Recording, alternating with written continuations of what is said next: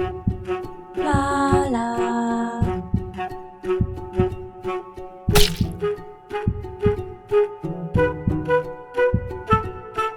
Hello Pips and welcome back to Project Hospital. Welcome to a new, probably quite short series of Project Hospital. We now have the new DLC that recently came out. So the Department of Infectious Diseases DLC. And I thought it would be nice to set up this department in Royal Peeping Hospital. Royal Peeping Hospital is now available on the Steam workshop. There is a link in the description below so that you can pick it up yourself. It is exactly as you see it now. The beginning of this series is how you can grab this hospital. Please be sure to check it out. I'd love it for you to download it and give it a thumbs up. Mark that you like the hospital on the workshop as well. I would really appreciate that. So at the end of the last series where we covered the hospital services DLC, I did add on this space here. So we moved up the faux helipad to add a new spot where we were going to put the infectious diseases department. This is, I'm hoping to fit it in here. I don't really know what to expect in terms of numbers for this department. It could be that this is quite small. I have absolutely no idea at this time. But this is where we're going to be concentrating most of our efforts. This space is also available on the hospital that you can download from the workshop. And what I will probably do is once I've built this is upload this department as a sort of prefab that you can then download and just plonk straight into here for your upgrade. Well, now one of the new things that we have with this new DLC is new ambulances. Can you believe it? We do have some new ambulances. I'm keen to get them in. I think outside, no, that one. This one. Here it is. We have a new European style ambulance that is ready to bring patients in the most severe medical conditions. So I think these are quite American style ambulances. And here we can see, oh, hang on, we're going to have to get rid of an ambulance because all these are full, these parking spots. They're just out at the moment. There you go. So here is more of a European style ambulance. I would say that UK ambulances are sort of a cross between these two. We have more of a square backing on it, but they are yellow. They are indeed yellow. Yellow, very similarly to this one here, except I feel that the teal that I use for the hospital works actually a little bit better. It's a bit more closer to the UK versions. So that's one of the first things we're going to do, is we're just going to get rid of these ambulances here, and we're going to replace them with these new ambulances. I think it is just an appearance thing. I don't think they add anything new to the game at all. It is just an appearance thing. We'll have to wait for these two to return, look, before I can replace those. So infectious diseases, yeah, interesting. I guess what we'll do is I'll map out a rough department here. I won't build it, we'll just do a rough department, and we'll just plonk things down quite roughly to get us going, to get the department working and see people coming into it. It has taken a bit of jiggery-pokery, but I think this is the rough layout that we're going to go with, based currently on having no idea what sort of volumes to expect. You will note that I thought this might be something I'd end up doing, is bringing this corner out here. So done that. So we've retained the garden, but we've just stuck in a pillar so that we can make this department just a smidge bigger. Now, in here, if we come into infectious diseases, look, it's down here. I have tried to cover all the rooms available. So we have the DID office, which I suppose is going to be like the clinic. The first port of call. Now, we know, of course, in this hospital that I have all my clinic doctors down here, but we want to keep these patients quite separate. Plus, there's no room down there anymore. So we are going to be putting a reception up here. So as you can see, this is our main entrance. We've always planned this to be our main entrance. And then, yeah, it's a bit pokey in here, isn't it? There's not much I can do about it, though. So we've got our little reception office here, and we'll have the clinic office here. We have a couple of toilets for them. But anyone, I guess, here can use them. We'll have the cleaning closet. I've made this the staffing area. I'm not quite sure how this will be laid out yet, but you can see here that this entire area has gone to staff facilities. We have 2 diagnostic units. I don't know if I'll need 2, but I've built 2 for now. We can see that you need a cardiography unit. So that will be here.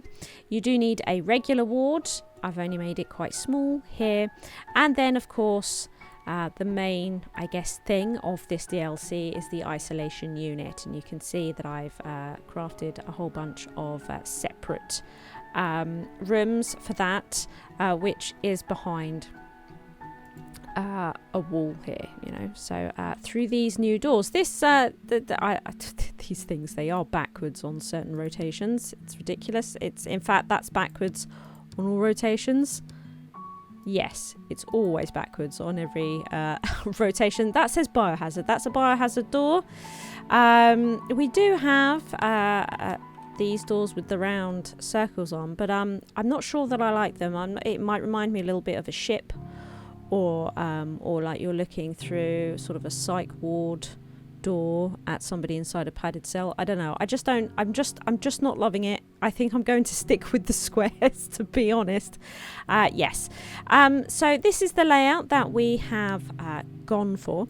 You'll note that these are yellow. We don't normally have rooms marked yellow like this. So the yellow is down here, biohazard area, entry only with protective face masks and gloves. So you have no choice, it seems, but to make the diagnostic units, these isolation units, and the cardiography, these sort of biohazard safe areas. It seems that you can't choose, you just have to have them that way.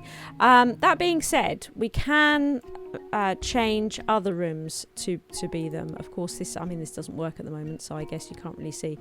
But yes, we could make it so this entire department is like that, which is probably what we'll end up doing eventually, but not straight away. Right, so what I will do now is get some basic bits in so that we can start getting patients in. I'd like to see some patients today, very much so. So I won't bore you with getting these bits and bobs in. I'll cut all that out just so that we can start getting some patients. Here we are. We've decorated a little bit. What I'm concentrating on here at the moment is just getting this clinic up and running. Forgetting hospitalization, what do we need just to get the clinic going? So I've created the DID office.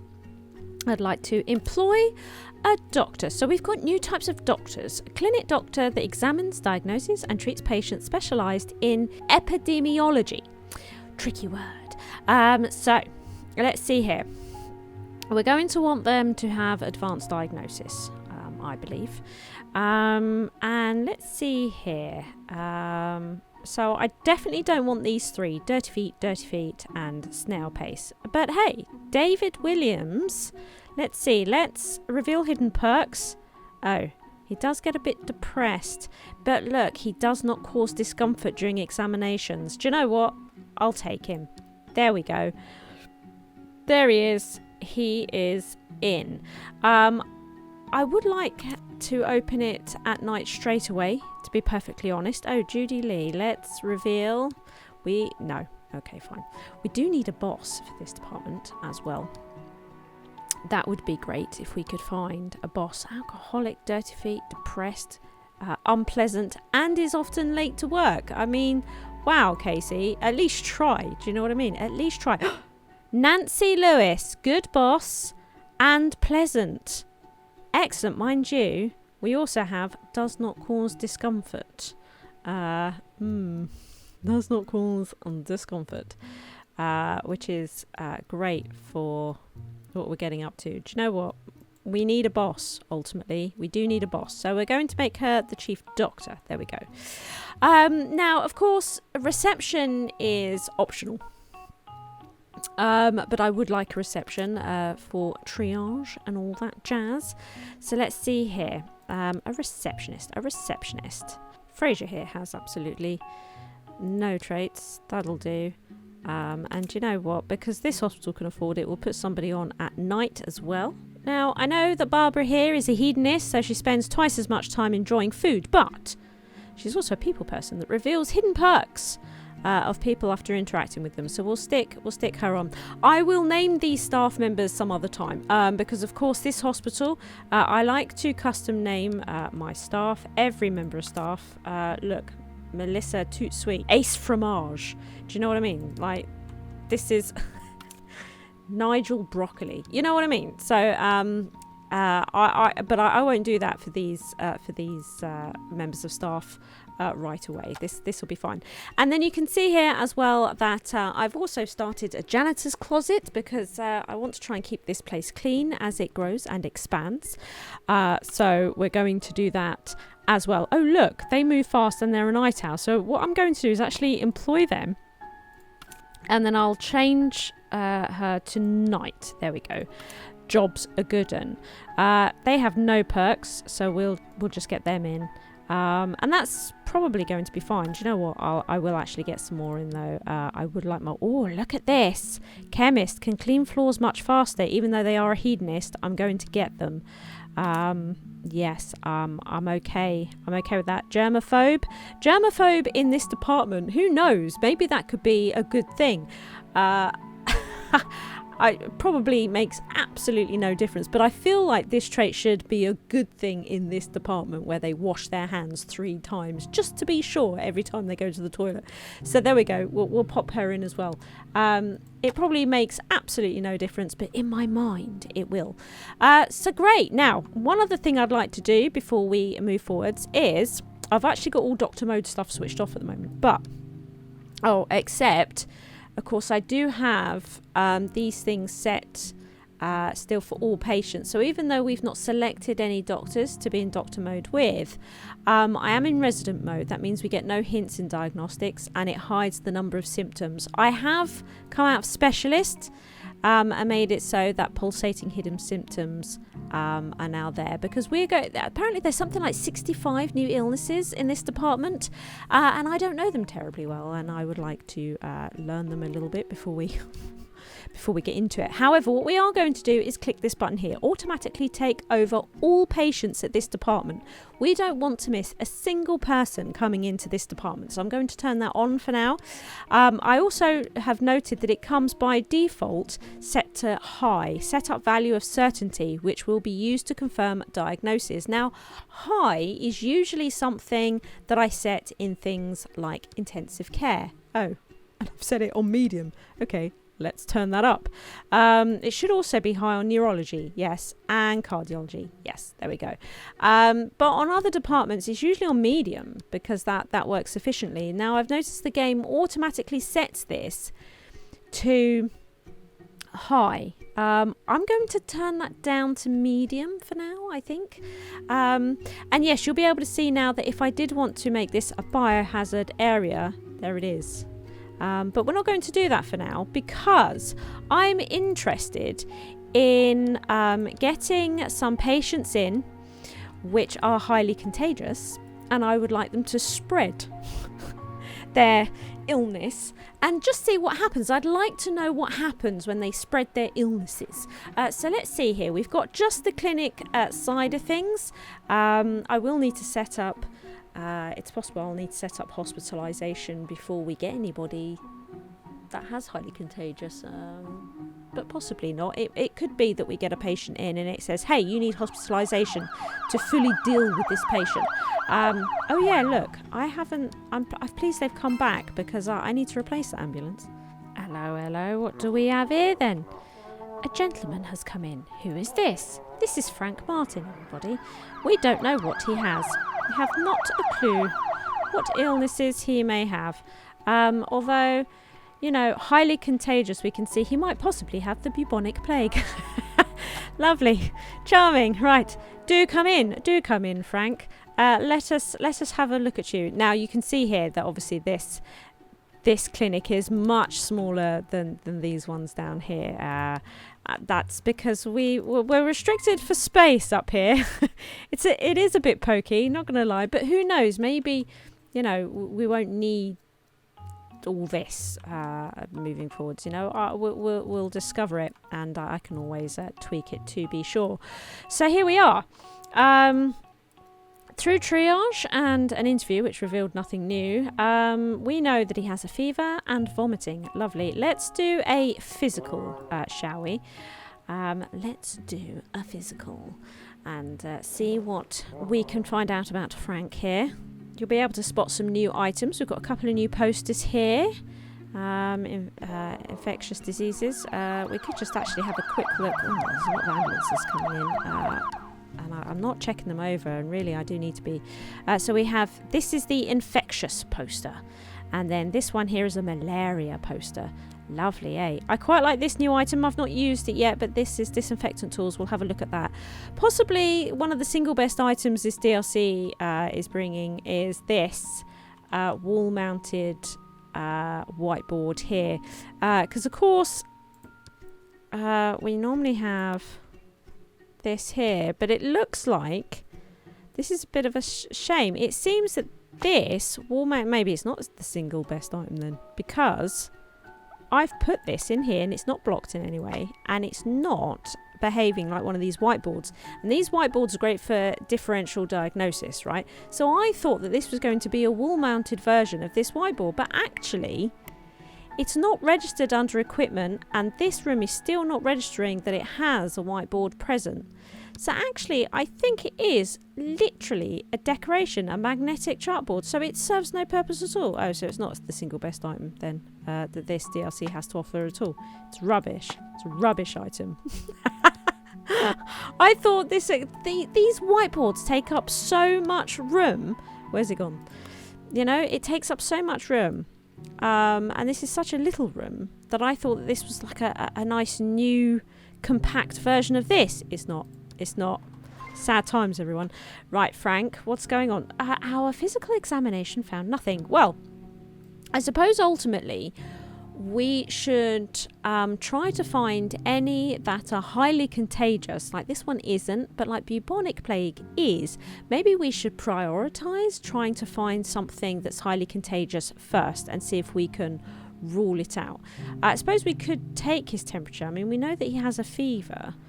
But we can see with bubonic plague, we have this potential high fever. We're not seeing any pulsating symptoms though, because of course I've got that switched on at the moment, and I keep forgetting that because I usually play without it.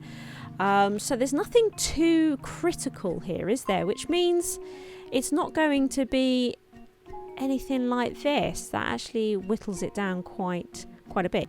So there we are. We're going to do these two tests because I'm now fairly convinced that it's nothing too serious. So I've done two tests.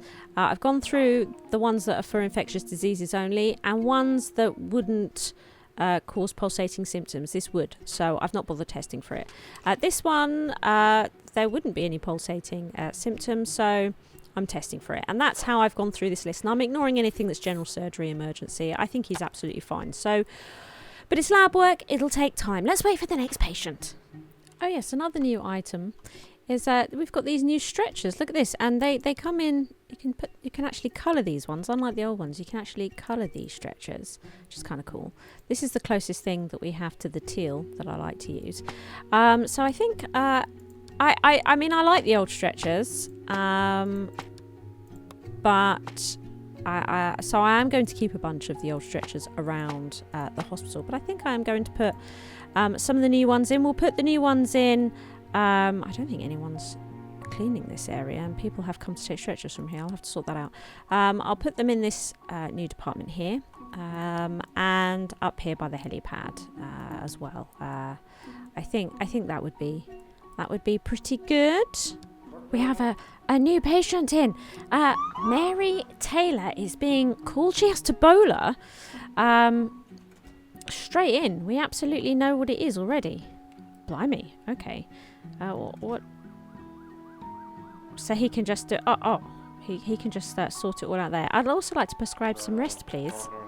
I have to be honest. I like seeing it when this little calf starts looking busy. It's just because it's the visitor area for internal medicine, but I really like seeing people being in there. Look, and they come in and your staff come in here and use it. Hey, I like it. So Frank Martin's come back, and actually both of these tests were negative. And so this is something that came up. Of course, we had in the last series the strange case of, I forget the patient's name. However, what I've come to be told is that you can actually scroll down on this menu. Look at all this. So it does take into account all of these on here, but you can scroll down here. So I find this completely aggravating because there is nothing about this that suggests that you can scroll down and discover any more stuff. This needs like a scroll bar down here, you know. Maybe it could have, like this here, has possible diagnoses. 2 out of 8, 3 out of 8, 4 out of 8, you know. Why is that not up here? What about arrows? So you can flick through them. Why isn't that here? There's nothing here for anybody playing into it that you can scroll down and there's more illnesses here. Completely aggravating. And then it's difficult to tell how far down the list you are. So we have to sort of work it out that we can see the gallstones. So if we follow gallstones up the page, right? Okay, and then we'll go from here, and anything again that, because we have no pulsating symptoms here. So again, I'm going to look through any infectious diseases items that are low or medium risk and get him tested for them. I have gone ahead and opened up hospitalisation for this department, because I don't know if it is stopping more complex illnesses from coming in. You know, do I have to build hospitalisation before they arrive? Probably. So I have done that. You can see it's very, very quick, not necessarily final layouts. We've just put in the bare minimum to get it up and running.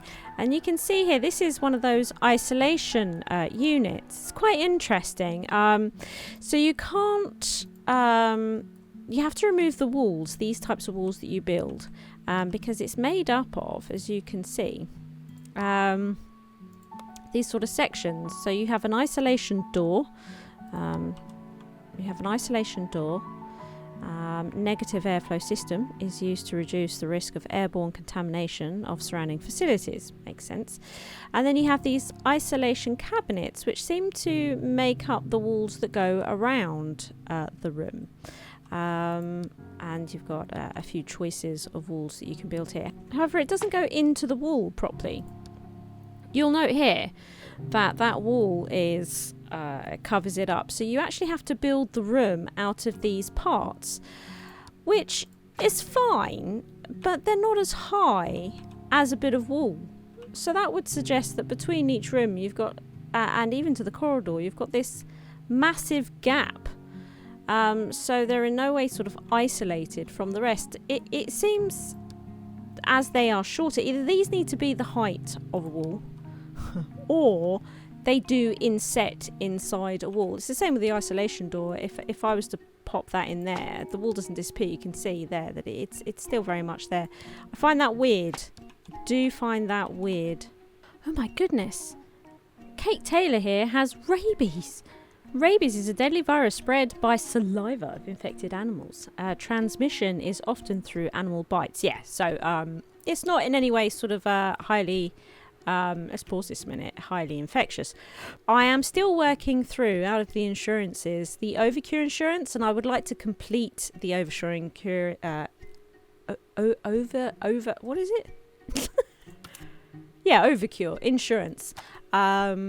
During this series, and you can see here I have to have no untreated patients for 6 days. We're at 5 out of 6. So at midnight, if I can make sure everyone's been treated, look, we've done 101 patients today. If I can make sure that everyone is treated and nobody dies or walks out, I can complete this one and we can move on to the next one. So I'm doing this in between, trying to wait for an infectious patient. So this is interesting. We're using one of the new stretchers. Check it out. One of the new stretchers in use. Hells yeah. So I guess up this lift, because it's all connected. You know, it's all connected. Here we go. So she is just going on regular hospitalisation. Oh. his blood test. Frank's blood test showed us nothing.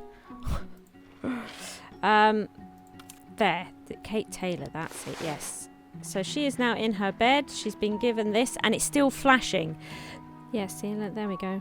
She is now getting the ECG right here on the same department. That's great. I'm liking that. And of course, we can see there that he is wearing his mask and gloves because, as we noted, you have no choice in making these ones biohazard areas. They just automatically take that precaution. She's just getting her ECG. There we go. Irregular heartbeat. So we can give her some of these beta blockers. I'm also going to give her something for the vomiting. Her discomfort levels are quite high, so I'm going to give her some painkillers. We should also do an interview, just talk to her as well. I think it's just good practice to make sure that you have a chat and a physical with each patient you have kicking around, indeed. So it seems that Frank here has a very rare disease, pertussis, I think we pronounce that, whooping cough. Highly contagious respiratory disease. It doesn't say here that it's highly contagious though, does it? So maybe it is contagious. Perhaps, I don't know. It is caused by the bacteria. So maybe the fact that it's not highly contagious, but maybe it is contagious and could affect other people around the hospital. Not sure. It'll be really interesting to find out how this sort of stuff works. Kate, with her rabies, is back from her scan and that. She's going to be fine. She's going to be fine.